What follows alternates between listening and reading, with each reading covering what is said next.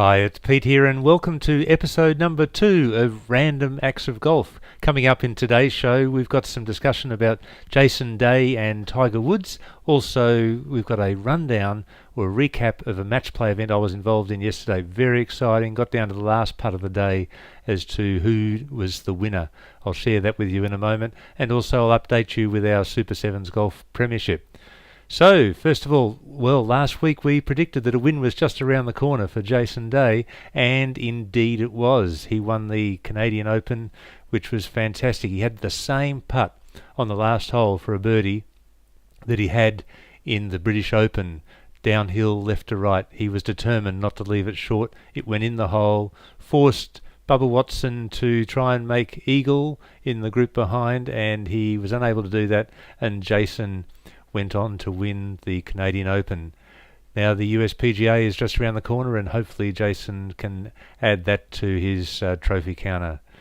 So Tiger Woods, he started off well in the Quicken Loans Open and had rounds of 8 under after, he was 8 under after 2 rounds, but fell away badly in the third round. But he finished on a note that was just a real reminder of the Tiger that obviously still exists somewhere, so there is hope. He had an impossible chip shot on the last hole to get near the pin, over a bunker, downhill to the pin. Nick Faldo said the only way you can get close is to hit the pin, and he actually left it 3 feet short. Played this amazing flop shot. So there's still hope for Tiger yet. Now I'd love to share with you my round that I played yesterday in a match play event at my golf club. And I was involved with a friend of mine. We're in a group of 2 competing. It originally started with 64 groups of 2. We got down to the quarterfinals yesterday, so there was 8 teams left in it, and we competed. We were a 19 and a 20 handicapper competing against a 9 and a 10 handicapper. They had to give us a number of shots, and let's just take you through my round yesterday, and just a couple of the highlights anyway. And here we are here on the first hole, and you can see I actually had a regulation and 2 putts for a par, which actually got us off to a good start. We were 1 up after 1.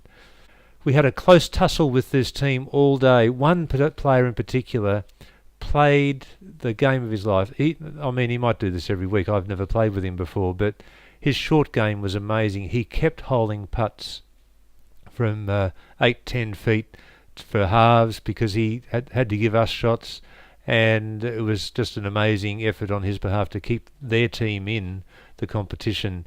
My partner actually carried me for most of the round, but I did chime in with some good work here and there. So the first hole was one of those.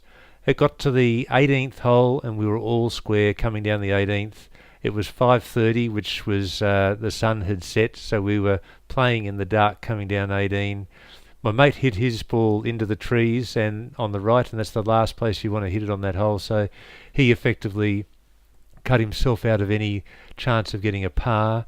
The other 2 guys were in play. One in particular had his in the fairway, hit it on the green in regulation. I was faced with a shot 7-iron to the green, hit mine onto the green in regulation. The other guy ended up parring, 2 putts for par. I had 2 putts from about 20 feet to secure the win because we had a shot on the hole, and I was faced with a 3-footer to hole for the last putt, and boy, it was hard yakka, but we got it into the hole and we had a 1-up victory, so that was fantastic. And you can see there's the fairway and the regulation on the last with 2 putts for the par. So that was that. Now let's share with you our match play of our last round. So that's my last round here against my average. So we'll just go back to the clubhouse, click on match play. And the prize, if I happen to lose, one of the users of Tap In Golf Stats will win a Tap In Golf Stats polo shirt, which is what I'm wearing right now. So we'll just click play and we'll see how this all pans out. My average on the first was 6. Well, I already told you I had a 5 to start the day, so that got me to 1 up. Won the second 2 up, halved the third, won the fourth, so 3 up after 4. Lost the fifth and halved the sixth.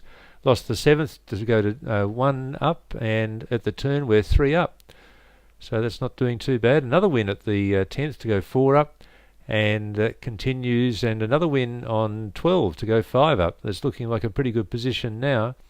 And on the 16th we lost to go 3 up, but it looks like a good position to come home with, and we also of course had that par on the last, and we had a 3 up victory. Well done, Peter, a comfortable win in the end.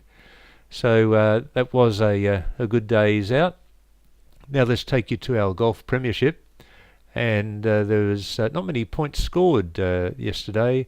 Myself and my mate Michael were unable to play because we were playing in the match play, but Lewis had 4 points to consolidate his position in second place, and I'll send these results by email. And they're off. And so thanks for sharing with me my random acts of golf. It's like any amateur sportsman. Occasionally, or often you play just average, but occasionally you do play some random acts of golf. So we'll look forward to seeing you for episode 3 next week. Thank you. Bye.